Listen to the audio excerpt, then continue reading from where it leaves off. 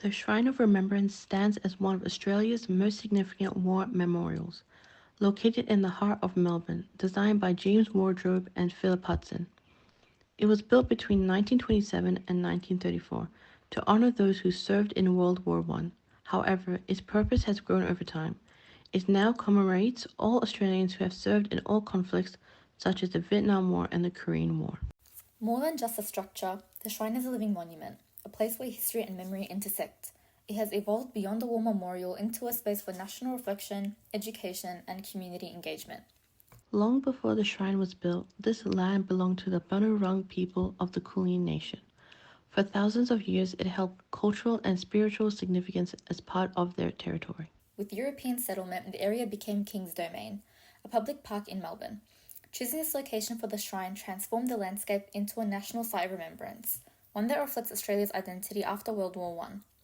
Architecturally, the shrine is imposing yet deeply symbolic, inspired by the Mausoleum of Halicarnassus, one of the ancient wonders of the world. Its design is rooted in neoclassical principles. The pyramidal roof, 16 Doric columns, and symmetrical layout creates a sense of grandeur and permanence. Examining the schematic plans, the structure is carefully arranged.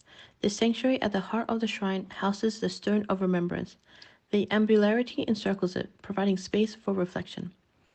The underground galleries of Remembrance, added in 2014, now serve as an extensive exhibition space, showcasing personal war stories and historical artifacts. The shrine's materials further reinforce its meaning. Built from durable Tainon granite, it was designed to withstand time, just as the memories it holds are meant to endure. Its location is just as significant as its design. The shrine is positioned within King's Domain, surrounded by key landmarks such as the Royal Botanic Gardens, Government House, and the Melbourne Arts Precinct. From here, the view extends down St Kilda Road towards the city, visually connecting the shrine to the heart of Melbourne. It is also highly accessible, with pedestrian paths, public transport stops, and open forecourts that invite visitors to engage with the site, whether for ceremonies, education, or quiet reflection. Perhaps the most moving feature of the shrine is the way it interacts with light and time.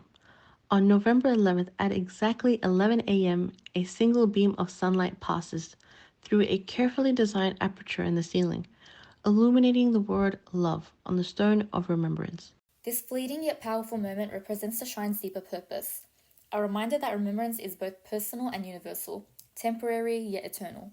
Since its original construction, the shrine has expanded to reflect Australia's evolving history. The World War II forecourt was added in 1954, along with the eternal flame, a symbol of undying remembrance. Later, the Women's Garden was introduced to honor the role of women in military service. Most recently, in 2014, the Peace Gallery and Galleries of Remembrance were developed, ensuring the shrine remains an active site of historical education. These expansions mark the shrine's transformation from a singular war memorial into a dynamic space that tells a broader story of Australia's involvement in global conflicts. In the past, the shrine was primarily used for official ceremonies, such as Anzac Day and Remembrance Day. These events remain central to its identity, with thousands gathering here each year to honor those who served. But today, the shrine serves a wider purpose. It functions as a museum, a place of learning, and a site for personal reflection. School groups, tourists, and everyday Australians visit to connect with history in an interactive way. The Shrine of Remembrance is more than just a building. It is a symbol of sacrifice, resilience, and national identity. It stands as a bridge between the past and the present, ensuring that the stories of those who served are never forgotten. Nearly a century after it was built, the shrine remains a place for all Australians. A space where history is preserved, where memories are honoured, and where every visitor can reflect on the meaning of remembrance.